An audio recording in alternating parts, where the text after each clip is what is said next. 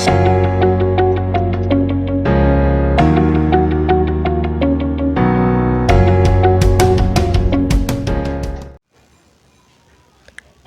My dear lovely students, आप सभी का स्वागत है अपने यूट्यूब चैनल पीपीआई ट्यूटोरियल के लाइव क्लासेज में। मैं साक्षी आज आप लोग को जीके का क्वेश्चन करवाऊंगी जो आपके बिहार पैरा मेडिकल 2022 के एग्जाम के लिए बहुत इंपॉर्टेंट है। तो चलिए हमारी क्लास को शुरू करते हैं।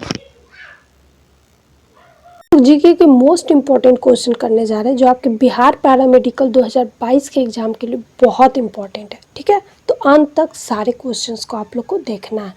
आपसे पहला क्वेश्चन पूछा जा रहा है, किसको अर्थशास्त्र का पिता माना जाता? ऑप्शन ए में दिया है बायल, बी में दिया है Adam Smith, option number C में दिया है स्मॉली और डी में दिया है ड्यूमॉन्ट। ठीक है, आपका आंसर हो जाएगा इसका option number B, Adam Smith. Adam Smith को है जो अर्थशास्त्र का पिता कहा जाता है। एक और क्वेश्चन यहाँ से आपसे पूछ दिया जाता है, वेल्थ ऑफ नेशन किसने लिखी है? तो किसने लिखी है? एडम स्मिथ ने। किसने लिखी है? एडम स्मिथ ने। ठीक है, यहाँ से एक और क्वेश्चन बच्चों बन सकता है। इसमें आपसे पूछ रहा है किसको अर्थशास्त्र का पिता माना जाता है और आपसे ऐसे क्वेश्चन पूछ देगा कि अर्थशास्त्र किसने लिखा था। तो ठीक है, इसका आंसर हो जाएगा किन्होंने लिखा था अर्थशास्त्र? तो चाणक्य ने। चलिए हमारे अगले क्वेश्चन की ओर बढ़ते हैं। अगला क्वेश्चन आपसे पूछा जा रहा है, 1 क्विंटल इसके बराबर है। ऑप्शन नंबर ए में दिया है 10 किग्रा, बी में दिया है 100 किग्रा, सी में दिया है 1 टन और डी में दिया है 100 ग्राम। ठीक है, तो इसका आंसर हो जाएगा आपका ऑप्शन नंबर बी, 100 केजी। ठीक है, क्या हो जाएगा? 100 केजी। यहाँ से आपके 2020 में एक और क्वेश्चन पूछा था कि 1 इंच किसके बराबर है? ठीक है, तो किसके बराबर है? 2.54 सेंटीमीटर के बराबर। ठीक है, 1 इंच 2.54 सेंटीमीटर के बराबर है। लेकिन आपके जो क्वेश्चन में आंसर था, ऑप्शन जो दिया हुआ था वो मिलीमीटर में था। तो 1 इंच बराबर कितना हो गया? 25.4 मिलीमीटर। ठीक है, चलिए अगले क्वेश्चन की ओर बढ़ते हैं। अगला क्वेश्चन आपसे पूछ रहा है, जलियांवाला बाग त्रासदी कब हुई? ऑप्शन ए में दिया है 1919, बी में दिया है 1906, सी में दिया है 1940 और ऑप्शन नंबर डी में दिया है 1947। तो आप सभी जानते हैं जलियांवाला बाग हत्याकांड 13 अप्रैल 1919 ईस्वी को हुआ था। 13 अप्रैल 1919 ईस्वी को हुआ था। ठीक है, तो आंसर हो जाएगा ऑप्शन नंबर ए, 1919। यहाँ से आपके 2021 के एग्जाम में पूछा था क्वेश्चन कि जलियांवाला बाग त्रासदी कहाँ हुई थी। यहाँ आपसे पूछा कि कब हुई, लेकिन आपसे एग्जाम में क्या पूछा था? कहाँ हुई। तो कहाँ हुई थी? अमृतसर में। ठीक है, अमृतसर में। ठीक है, यहाँ से आपको एक दो और क्वेश्चन पूछ लिया जाता है कि जलियांवाला बाग त्रासदी के समय भारत के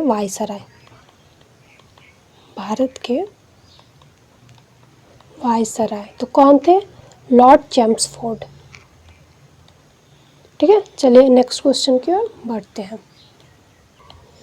अगला क्वेश्चन आपसे पूछ रहा है, किसके उत्पादन के लिए एक कवक की आवश्यकता होती है? कवक को हम लोग इंग्लिश में फंगी बोलते हैं। ठीक है, ऑप्शन ए में दिया है बटर मिल्क, बी में दिया है योगर्ट, सी में दिया है दही और ऑप्शन नंबर डी में दिया है बियर। तो कवक की आवश्यकता जो होती है फंगी की, तो योगर्ट के उत्पादन में होती है। ठीक है, आपका आंसर हो जाएगा बी। आपका ऑप्शन नंबर बी राइट है। ठीक है, चलिए अगले क्वेश्चन की ओर बढ़ते हैं।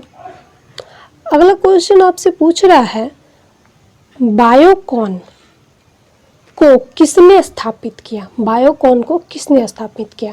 ऑप्शन ए में दिया है अरुण मायरा, बी में दिया है आदि गौडरे, सी में दिया है किरण मजूमदार शाह और ऑप्शन नंबर डी में दिया है नुस्ली वाधिया। तो इसका आंसर आपको हो जाएगा ऑप्शन नंबर सी, किरण मजूमदार शाह।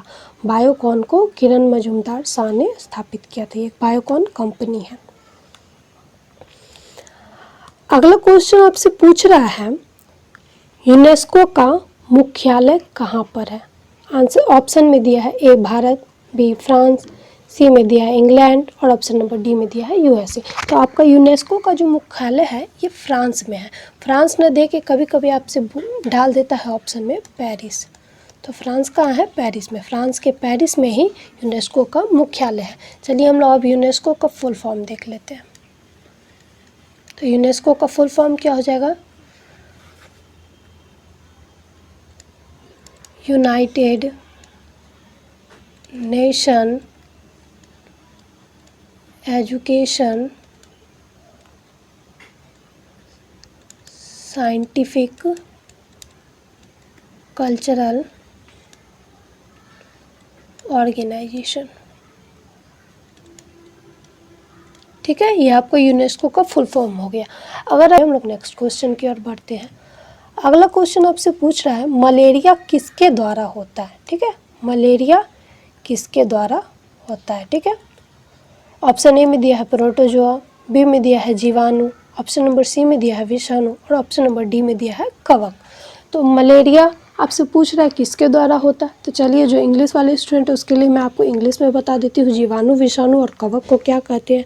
तो जीवाणु को हम लोग बैक्टीरिया बोलते हैं, कवक को फंगी बोलते हैं और विषाणु को वायरस बोलते हैं इंग्लिश में। ठीक है, इसका आंसर हो जाएगा आपका ऑप्शन नंबर ए प्रोटोजोआ। मलेरिया किसके द्वारा होता है? तो प्रोटोजोआ के द्वारा होता है। चलिए हम लोग अगले क्वेश्चन की ओर बढ़ते हैं। अगला क्वेश्चन आपसे पूछ रहा है हड़प्पा का प्राचीन शहर किस नदी के किनारे पड़ता? ऑप्शन ए में दिया है रावी, बी में दिया है सतलज, सी में दिया है हिंडन और ऑप्शन नंबर डी में दिया है गंगा। तो इसका आंसर आपका हो जाएगा ऑप्शन नंबर ए रावी। ठीक है, चलिए अगले क्वेश्चन की ओर बढ़ते हैं। आपसे अगला क्वेश्चन पूछ रहा है किसने सेंट्रल हिंदू कॉलेज की स्थापना की जो बाद में बीएचयू बनी? ऑप्शन ए में दिया है मदन मोहन मालवीय, बी में दिया है मदारी पासी, सी में दिया है एनी बेसेंट और ऑप्शन नंबर डी में दिया है एमजी रानाडे। तो इसका आंसर आपका हो जाएगा option number A Madan Mohan Malviya. Madan Mohan Malviya ji ने ही सेंट्रल हिंदू कॉलेज की स्थापना करी थी जो बाद में बीएचयू बना। बीएचयू का फुल फॉर्म है बनारस हिंदू यूनिवर्सिटी। ठीक है, चलिए अगले क्वेश्चन की ओर बढ़ते हैं।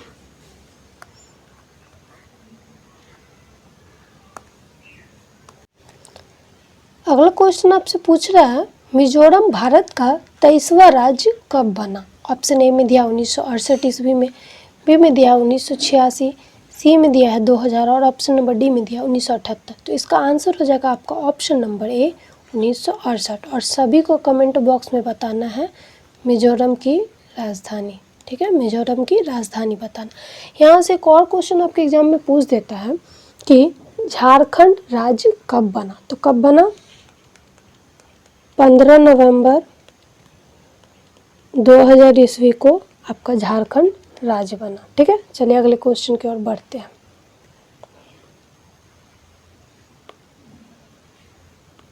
अगला क्वेश्चन आपसे पूछ रहा है no full stop in India किसने लिखी है? ऑप्शन ए में दिया है अरुण शौरी, बी में दिया है चेतन भगत, सी में दिया है मार्क तुली और ऑप्शन नंबर डी में दिया है अनीता देसाई। ठीक है, तो इसका आंसर आपका हो जाएगा ऑप्शन नंबर सी मार्क तुली। ठीक है, no stop in India Mark Tully ने लिखा था। चलिए हमारे अगले क्वेश्चन की ओर बढ़ते हैं। अगले क्वेश्चन से पहले मैं आपको बता दूं जो भी बच्चे बेहतरीन तरीके से बिहार पैरामेडिकल 2022 की तैयारी करना चाहते हैं वो हमारे पेड कोर्स पीपीआई ट्यूटोरियल के पेड कोर्स को आज ही ज्वाइन कर सकते हैं नीचे दिए गए व्हाट्सएप नंबर पे कांटेक्ट करके। चलिए अगले क्वेश्चन की ओर बढ़ते हैं। अगला क्वेश्चन आपसे पूछ रहा है निम्न में से किस गैस का प्रयोग फोटोग्राफिक फ्लैश नली में नहीं किया जाता है? ऑप्शन ए में दिया है आर्गन, बी में दिया है हीलियम, सी में दिया है जिनॉन और ऑप्शन नंबर डी में दिया है नाइट्रोजन। तो इसका सही आंसर हो जाएगा option number D nitrogen. Nitrogen का जो है ना फोटोग्राफिक फ्लैश नली में प्रयोग नहीं किया जाता। ठीक है, चलिए अगले क्वेश्चन की ओर बढ़ते हैं। अगला क्वेश्चन आपसे पूछ रहा है कि भारत रत्न से किनको सर्वप्रथम सम्मानित किया गया? ठीक है, ऑप्शन ए में दिया है विनोबा भावे, बी में दिया है नेहरू जी को या सी में दिया है राधा कृष्णन जी को या फिर डी में इंदिरा गांधी जी को। तो इसका आंसर हो जाएगा आपका option number C Radha Krishnan ji को 1954 ईस्वी में सर्वप्रथम भारत रत्न से सम्मानित किया गया था। और ये राधा कृष्णन जी हमारे भारत के प्रथम उपराष्ट्रपति हैं। क्या? प्रथम उपराष्ट्रपति। ठीक है, चलिए अगले क्वेश्चन की ओर बढ़ते हैं। अगला क्वेश्चन आपसे पूछ रहा है, किस कंपनी का नारा या टैगलाइन थी या है कनेक्टिंग पीपल? ऑप्शन नंबर ए में दिया है सोनी, बी में दिया है नोकिया, सी में दिया है टोयोटा और ऑप्शन नंबर डी में दिया है सहारा। तो आप सभी जानते हैं कि नोकिया का टैगलाइन था कनेक्टिंग पीपल, और सबसे पहले हम लोग के पास कौन सा सेट था? नोकिया का इन्हें छोटा वाला जो रखते थे, ऑन ऑफ करते थे, तो उसमें आता था कनेक्टिंग पीपल। चलिए नेक्स्ट क्वेश्चन की ओर बढ़ते हैं।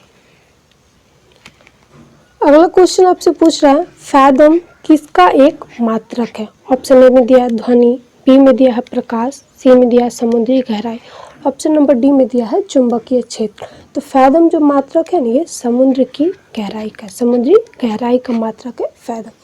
चलिए अगले क्वेश्चन की ओर बढ़ते हैं। अगला प्रश्न आपसे पूछ रहा है, सर्वोच्च न्यायालय ने फरवरी 2018 में किस नदी के जल के बंटवारे से संबंधित विवाद पर निर्णय दिया था? ऑप्शन ए में दिया है कावेरी, ऑप्शन नंबर बी में दिया है यमुना, सी में दिया है गंगा और ऑप्शन नंबर डी में दिया है नर्मदा।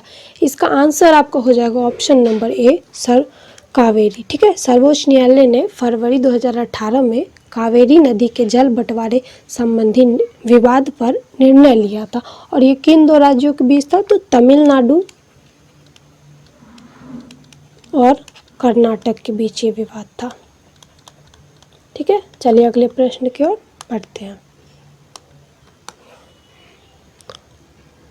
अगला प्रश्न आपसे पूछ रहा है, किस भारतीय शहर में सर्वप्रथम बिजली आई? ऑप्शन ए में दिया है बेंगलुरु, बी में दिया है पटना, सी में दिया है दिल्ली और ऑप्शन नंबर डी में दिया है जयपुर। तो आप सभी जानते हैं इसका आंसर हो जाएगा ऑप्शन नंबर ए बेंगलुरु। बेंगलुरु को हम लोग जो है इलेक्ट्रॉनिक शहर भी बोलते हैं। ठीक है, अब ये जयपुर, जयपुर को हम लोग क्या बोलते हैं? Pink city. ठीक है, चलिए अगले क्वेश्चन की ओर बढ़ते हैं। अगला क्वेश्चन आपसे पूछ रहा है, जैन धर्म के 24वें तीर्थकर महावीर का जन्म कहाँ हुआ था? ऑप्शन ए में दिया हजारीबाग, बी में दिया है वैशाली, सी में दिया है राजगृह और ऑप्शन नंबर डी में दिया है लुम्बिनी। तो इसका आंसर आपका हो जाएगा ऑप्शन नंबर वैशाली बी। ठीक है, ये जो महावीर जी का जन्म है वैशाली जिले के कुंडलपुर नगर में हुआ था। ठीक है, वैशाली जिले के कुंडलपुर नगर में इनका जन्म हुआ था। चलिए अगले क्वेश्चन की ओर बढ़ते हैं। अगला क्वेश्चन आपसे पूछ रहा है, किस कार के आगे वाले भाग में 4 गोलधारे दिखाए गए? ऐसे 4 गोलधारा किस कार के आगे में दिखाया गया? ऑप्शन ए में दिया ऑडी, बी में दिया है BMW, सी में दिया है मर्सिडीज और ऑप्शन नंबर डी में दिया है मारुति। तो इसका आंसर आपका हो जाएगा ऑप्शन नंबर ए ऑडी। ठीक है, ऑडी के आगे वाले भाग में 4 गोलधारे दिखाए गए थे। आज के क्लास में बस इतना ही, मिलते हैं अगले क्लास में। अगर क्लास अच्छी लगी हो तो फीडबैक देना ना भूलें। चैनल पर नए हो तो चैनल को सब्सक्राइब करें। धन्यवाद।